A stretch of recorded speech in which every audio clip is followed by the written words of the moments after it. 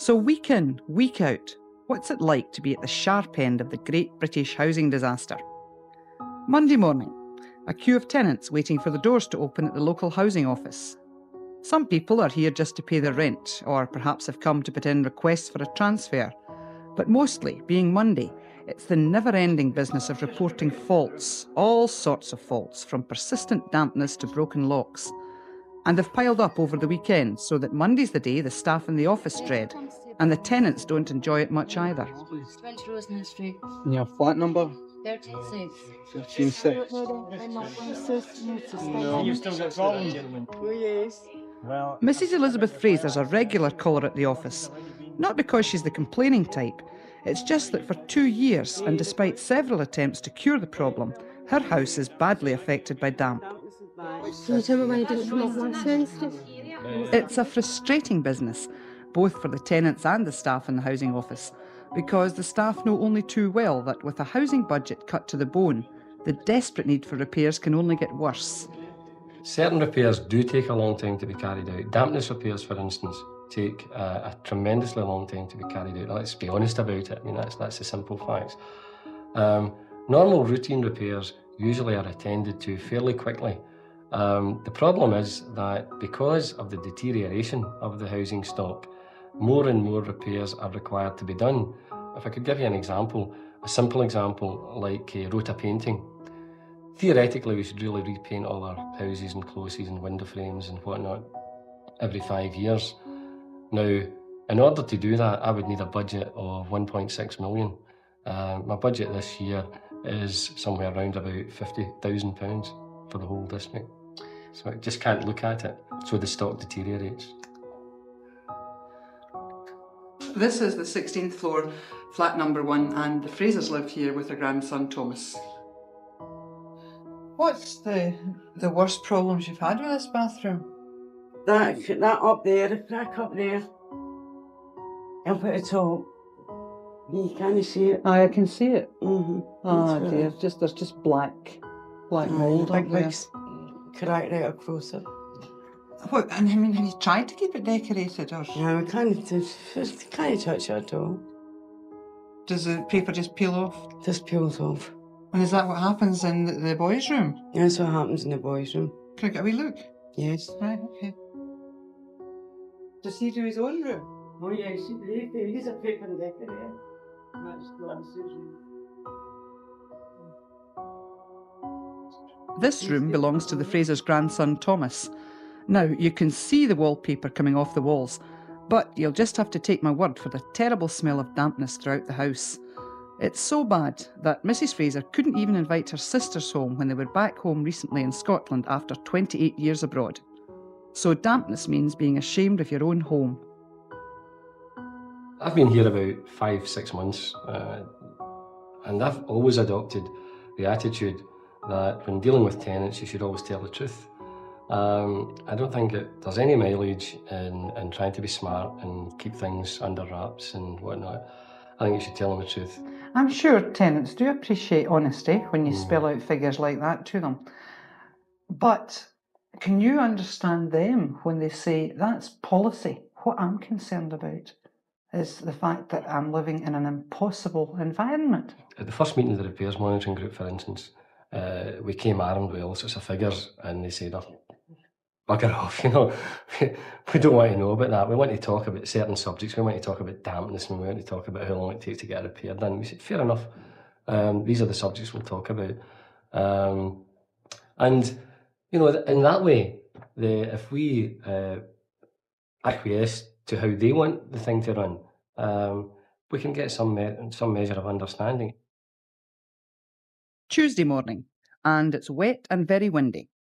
Royston Hill's the highest point for miles around, so a westerly gale coming in from the Atlantic has a clear run until it hits number 20, and people have to hang on to their messages and their children for dear life. A day like this is the great test of the waterproofing in the block, and it's a test number 20 quite simply fails. This, believe it or not, is the drying area. And if water can get in here, it can get in anywhere in these great monoliths so cleverly built right on top of the hill. I'm sure the architects who designed them thought they're going to look wonderful, but whether it makes sense to build blocks that are so exposed with a form of construction that isn't up to meeting the weather conditions, obviously it's not. It's crazy to do that. In my investigations, I've identified 10 major areas of problems, and each of those areas is going to cost a fortune to put right. Now, if they actually added up all those costs and did a life cycle costing exercise on the building, they might well find that it's just not economical to repair them, that the costs of doing that are greater than actually knocking down and rebuilding or rehousing the tenants elsewhere. Is there anything at all, though, that people who feel trapped in a building like that can do to make their own homes more attractive, more livable? There's very little they can do, especially if they're on low incomes. The conditions in these blocks means that it costs a fortune to heat them and keep them warm. Because of the dampness and condensation, you can't keep them properly decorated, clothes get ruined, furniture gets ruined. So I don't think there's a lot that they can do. The only thing that they can do is to campaign for the local authority to do something about the problems, and that's the only route open to them. Well, no one could accuse this group of not campaigning hard. 3 women, members of the committee of the Royston Hill Tenants Association. The likes of me, when I went up there, I had 2 kids, one of 3, one of 6 months, and I was so happy to get away for the house I was in because it had been storm damaged, and I was so happy to get a bathroom. I wouldn't have cared, and it wasn't, oh, wonderful paradise. But at first, when I did move in there, neighbours all got friendly, and there was 10 of us actually got together, and we used to go with prams, this is the truth, and go to the fruit market, and we got potatoes, carrot, turnip, and we divide them because we came for a small rent, you know, like private factor rent, to treble your rent. So we went away to the fruit market and got all these things. Well, we were cutting prices that way, right? So we dished it out between 10, weighed it all, we all got the same. We'd done this for weeks. We used to go to the young mothers in the church. Great, we had a great thing going up in that block. But things started to deteriorate. Why do you think this sort of community element that Helen's talking about there broke down, Marjorie? People get thoroughly fed up, asking for things to be done, nothing been done. And as Helen says, good money flung after bad, seeing things done and nothing was coming it. And we find that nothing against the tenants now, and we can't blame them. The public meetings that we have, there's an awful lot of apathy. Oh, this has been going on for years, so nothing will change. What are you trying to do? I've just really got angry because I was thought, go out and vote for the man, because he's out there shouting, coming to your door telling you, no matter what you want done, I'm the man, I'll do it. And all of a sudden I can't find all these people that you vote for. They don't want to know me. I mean, they're just not, and I'm that way minded. I'm no militant, I'm no political. I'm just a housewife trying to live in a decent home, a dry home. And I can't believe it. How these people can sit there and say, I'm there to help you. And when you go for help, they're full of certainly, I'll do this. Don't you worry, Mrs. Fletcher, I'll do that. See, as soon as I go out that door, they get that bit of paper and they go, oh, she can wait along with the rest. You give people decent conditions to live in, they'll respond to it. You give people horrible conditions to live in and they just give up. Everything just goes downhill. But there are people living in high-rise blocks in the city who are satisfied with their accommodation. Yes, right. Yes, My yes, mother there stays are. in a block of There high-rise are. flats up in Springburn, Scottish special flats. Beautifully maintained, controlled entry system, well looked after. You want a repair done, it's done like that. There's houses in Moss Park, high-rise flats. There's other flats over in Scotstoun, beautifully maintained. But those hellholes, I better not use the word, those hovels up there aren't fit to live in. There's a difference, though, between dampness and water penetration. No, there isn't. No, there isn't. Dampness Oh, is and dampness. dampness is dampness. I don't care what And it technical expert I know. wants to try and qualify it. It's a case you can get water penetration dampness, condensation dampness, rising dampness. Dampness is dampness, and it's in these houses, and it shouldn't be You've there. still It's not our problem. It's up to us to say to them, look, by the way, this house is damp. It's not my problem. It's yours. It's your house. You're the landlord. I mean, people knew 17 years ago that this shouldn't ever have been built. But the thing was, as Helen says quite rightly, a lot of people were living in houses which didn't have inside toilets. They didn't have proper kitchen facilities, and they were quite glad to go into them at that time. But right now, what we are saying is, it's an absolute joke. We don't want them. We don't need them. It's not working. And if the local authority's not prepared to do something about it, then central government should. They should be getting money up here and sorting this out properly. And another group with the same message for local and national politicians. It's still cold and windy outside, but in the school hall, indignation keeps the temperature up. My daughter's the one that gets out most frequently because she goes to school. And every day when I go to collect her, the first thing she says to me, Daddy, when are we getting the house with our clothes? I can't answer that. I go to the social work department, they're trying to help me. They phoned them, they said, I've got enough points for renting a house in Royston Hill. I go down to the rent office at Court again, I've not got enough points for the house I'm in. I don't want the house I'm in. I've got 3 children, the 3 of them are under 5, twin girls and a wee boy, right? Now the only time the Waynes can go out is when I take them out, and they stand at the window and watch every day. When am I getting out? When am I getting out? Now they only get out when they're going in the nursery school every day, right? That's the only time the Waynes get out. So they see when they do get out, they go berserk. And they feel that way, they're closed in all the time, and it's setting me up the wall. And they told me I've been on to the council for a house, right? And they told me that I'll not get a house until the Waynes are 10-year-old. So I've got, and I'm overcrowding, right? I've got overcrowding points, but they told me that I've not to get one to the children are 10. So what have I to do? I've just to stick it out, you know what I mean? I can't do nothing else. Kids coming from school at dinner time getting stuck in these lifts, and you have to go and phone the fire brigade to come and get the kids out, and they're taking the lift up halfway and dragging these kids out. Our Ian was stuck in the lift one Sunday about 3 months ago, by 12:25 to 25 to 3. No caretaker or anything to be found. Phoned the fire brigade, they were out for 43, and it was still the back of 3 that the wee Ian got out. Well, I've been 14 years in the house, and it's always I've had a damp room, the damp scullery, the damp living room. Now it's in the hall. The grey fungus has grown up the wall in the hall, and my bills are near 100 every quarter, and it doesn't make the slightest difference how much heating I put on.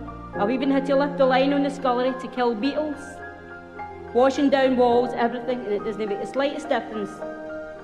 And now I've been flooded out with the tanks getting cleaned. So that's another problem. My 3 children are staying up in my sister's house because they can't use the room because the water flooded into it. It's not real life. Getting beamed up and getting beamed down. I mean, that's no real life, that. Even looking out your window, wee dots.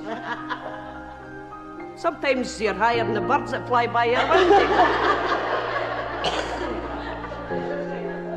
It's not real life. And you got all the different smells, everybody different cooking and all that through your house. Demolish them. Put a bomb in them. Blow them up. Without going over the top, would be in favour of demolition of these houses. Unanimous. 8 and 4, 84. 1 and 8. Wednesday, so it's bingo day. A group of ladies from the surrounding area have lunch together and spend the afternoon marking their cards. Some of them reckon that this is their best chance of getting a house. 56. 7 and 3, 73. This small flat's the only community facility for Royston Hill. A new hall's at the planning stage, but most of the ladies here regard that, as usual, as too little and coming too late to stop the rot in the area.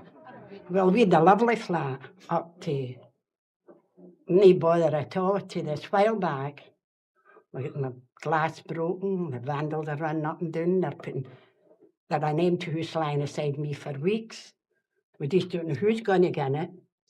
We don't know who the other ones come in, as I say. We don't know who they are or anything. It's ruined. My house was damp and it was black fungus in the scullery, bathroom, water running down the hall and all that. And it was unbearable. I couldn't take any more of it. How did you manage to get a transfer? How did I say? I fought and I fought. And they offered me houses down in Royston Court. It was unfit for a human being to live among blue snippers, you name it. Was I going down among people that was worse than myself? I'm not any better than anybody else, but I pay a big rent. I think I'm entitled to a wee bit better accommodation. You were telling me that it's because the people have changed since you first of all got your house. Well, a lot of people has changed. New people, the good people has went out, and the people they're bringing in who's no with a... You don't want to know them. Oh, I can believe you there. Why? What sort of people are coming in? Well, there's no stairs in London and anything. I mean, it's if you go to take a house, you want to keep it, you're to make it something better than you. You want somebody that's half decent going to make a place good for to live in, isn't it? And another thing we've complained about is dogs. I've put in complaints about dogs. Have the council not made efforts though to make sure that the dogs are less of a nuisance? Oh yes, they sent up a van, a dog catcher. So the van moved all around the place. And all the dogs got word of it. And that particular day, there was not a dog to be seen. The dog catcher kept going round and round. No dogs, only somebody had a dog in the lead. And after the dog catcher went away, so help me, they were all right, closes and everything. That's the truth. I swear to you.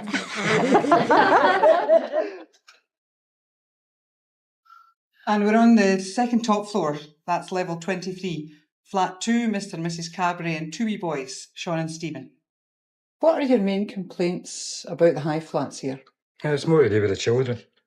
It's the upbringing they're going to have up here. They can't get out to play. Comes home at school for 3 o'clock. That's him in for 3 o'clock till he goes to school next morning. Unless either my wife and myself go out with him. My other wee boy, he's never out unless one of us go. So what's this hole on the roof up behind me? That was they were drilling up the stair to see about the condition of the building. And they drilled right through into your house. And did it do any damage? Because it looks as though there's quite a big hole there. Yeah, it smashed a nest of tables and a table lamp, and cut the side of the suite when the glass was flying off. And my wee boy, he was lying sleeping on the side of the couch when the couch was over in that corner at the time. That's why we moved it. Eric Downey's a structural engineer who's made a special study of high-rise blocks. He's interested in the steel cladding that's been wrapped round some of them in a desperate and expensive attempt to banish dampness. But tenants wonder whether this block will ever be properly watertight. Was it a sensible thing to build a structure like this straight on to the Atlantic, more or less? It seems to me to be a peculiar siting for such an exposed thing. Well, on the face of it, it must be very, very exposed. But in technical terms, the wind strengths you get in the whole of Scotland are in the severe category. And really, at the top of a building this height, it isn't going to make very much difference where the thing is. That's theoretically. I spoke to a lady yesterday whose kitchen had been flooded because it's on this side of the building, which takes the worst of the winds. Oh, well, that may be so, but it wouldn't matter. Even if the building was down on low ground at that height, the wind pressure, the rain would just be the same, and the fault that caused that would still apply. It wouldn't matter whether it was on top of a hill or not. Now, one of the reasons, though, for the cladding going on to this building was to firstly tackle the condensation dampness and presumably also to tackle what the tenants alleged to be penetration. And it seems to me, just looking at it very quickly, that there are seams that water could still get through. It's a very difficult thing. We have actually tested a number of cladding systems for this type of block and found that people find it very difficult to seal them completely. And water penetration is a possibility, and it's something that must be guarded against very carefully. And so it is feasible for tenants to complain that even after the cladding, there is water penetration in their homes. Oh yes, it's quite possible. We've also discovered something very strange about number 20. The actual building doesn't match the approved drawings of it held in the city archives. In particular, the lifts, which should be at opposite ends of the building, according to the drawings, are both at one end, which means that emergency fire doors are in daily use. Well, according to the drawing, the lifts are here and here, but in fact they're located there and there. Now, even if moving the lifts from here on the plans to the opposite side doesn't necessarily weaken the structure of the building. Does it not mean that in this whole central area there have been changes that aren't recorded in the plan now? Well, presumably there would be a drawing done showing the lifts in the correct position. You know, they wouldn't simply change it on the spur of the moment. And there must somewhere, it may not be available now, but there must somewhere be a drawing showing the correct situation. But I take your point. I mean, it is nice for the owner of a building to have an as-built drawing, and I'm sure there was an as-built drawing for this building at the time, but over the years, perhaps it disappeared. On the top floor, an empty flat is being taken to pieces. The District Council want to find out just how carefully number 20 was put together 18 years ago. With buildings like this, huge panels have to be bolted together, just like a house of cards. What's that up here for tie? Well, this is a sandwich panel. There's 2 leaves of concrete with insulation in between. These are tied together by a mild steel tie, and they're cutting open to see if there is a tie there. There isn't one there. No, in fact, in that particular case, they missed it. But you'll see there's a piece of metal there, and I think probably the metal detector picked that up, and the tie just doesn't happen to be at that spot. But the ties are not put in at very regular centres, and it's probably just a little bit further down. What about in general for this type of building? Is there a tendency for ties like that perhaps to be missed at the construction stage, perhaps careless building? So far as I know, in this particular type, there is no evidence of that, but this has been found in other types of building. The ties have been missing, and of course that's very important. Right, can I ask you about this one now here? Because this isn't a tie. What is this? Is that not meant to wrap round there? Yes. This is a load-bearing gable wall here, and this is the join. And the precast panels come up to this point. They then place reinforcement and pour concrete in. It does look as though that bar should probably tie around the other bar. It may have been displaced, of course, when they broke this open, but probably it should have been round that other bar. Now, is that a serious mistake? No. The concrete, this is very, very strong concrete. It bonds to the steel, provided there is sufficient concrete there and sufficient steel there. It is not in itself very serious. It doesn't really rely on the steel being hooked onto the other bar, although it's better if it is. But we can see this bit because the wall's been opened up. Are there other points in the construction of this type of wall with the 2 big slabs having to be bonded together that we might not be able to see that will also have that mistake? Oh, it's quite possible. I mean, this detail recurs throughout the entire block at every join of 2 panels, and you're depending on this joint being correctly formed. And so therefore, if this is magnified, say even just once a floor, that's 24 times over, do you start worrying about it then? Well, it's a question of degree. I think, yes, if that occurred every time, you might think that there was reason to suppose that quality control wasn't all that it might have been. But in itself, it's not a very important factor. But what they will be doing, I'm sure, is making a statistical sample, taking a certain percentage of all the panels and checking, and then in the light of what they find, they'll decide whether anything else is necessary. And this is level 15, flat 4, and it's a young couple who live in here, Mr. and Mrs. Marinan and their son John. What about when the weather was really bad a couple of days ago? Oh, the water was actually coming in the windows and onto my curtains and onto my carpet. Are you sure it was water coming in the windows Yes, and was not water. just the condensation? No, it was water. Because I had to get a towel and soak it all up at the bottom of the window here, the ledge. And you can see actually. Yes. So where does he go out to play here? He can't go out at all because he's too small now to go in the lifts or press buttons or things, so I've got to take him out with me. And I don't go out much myself because of the lifts. Because it means if I go out, I've got to carry him up the stairs and if the lifts are off. If this flat had a warden service and if it had security, would it be a good place to live then? No, I don't think so. Why not? Because I don't like the flats at all. I'd rather put the flats. I don't think you should be really in flats with security or no. I'd rather have a low down house so you can get in and out of a garden roof to Chelsea.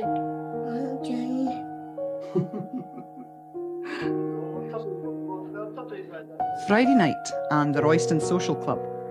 A chance for people in the area to put the problems of the week behind them. For tonight anyway, they can forget the daily struggle with dampness, broken lifts and officialdom. And dampness isn't the only problem. Male unemployment is nearly 40% and almost half the households are on officially low incomes. Just the sort of set-up that could drive you to drink, provided, of course, you could afford it. So what does Glasgow District Council think about their property at number 20? Bailey James McLean ought to know. He's the city's housing convener whose own ward includes part of Royston Hill. Should you not just reduce that high living that nobody likes to the ground and then build the sort of houses at ground level that people and families want to live in? Well, this is something that's easier said than done. I mean, Glasgow has 259 multi-storey blocks. Even if the council took a decision or a policy decision to demolish one multi-storey block a year and replace it with other types of housing, it would take us 259 years to clear the multi-storey blocks in the city. But this is an absolutely dreadful place. The stairs in the multi-storey block are impassable. People are living in houses that they can't keep wallpaper in the walls. The lifts break down 4 or 5 times a day on average in the first quarter of 1985. It's a dreadful place. Well, let's face it, I'm only a politician in this game. We have fully paid professional officers that have carry out a particular job of work. I would expect them to carry out that particular job of work. I would expect the organisations to work with those officers in attempting to improve their own environment, and where we as a local authority are putting in hard cash and cash that's very difficult to get at this period of time into those areas, that the tenants' organisations must adopt a position of responsibility to ensure that that money is not badly spent in an area. So there's absolutely no hope for all the people that we've spoken to who are stuck in multi-stories, just desperate to get out. They've got to stay there. There is very little hope, really. We can only hope as a local authority, in conjunction again with the tenants, to try and improve the blocks that they are in. We are not in a situation to have a new build programme, and it will be some time before we can even resolve that one.